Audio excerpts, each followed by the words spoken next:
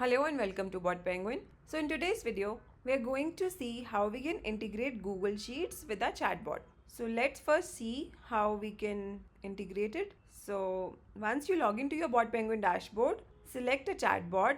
So I'm selecting my website chatbot for reference. Then once you select on the chatbot, go to third-party apps integration. Then search Google Sheets here. Okay. So now let's first understand why would you need to integrate Google Sheets with your chatbot. So as you already know, all the chat details about a user are only saved in the BotPenguin dashboard for up to of 90 days, right? So being a business owner, if you wish to save the data for longer time or forever beyond 90 days window also.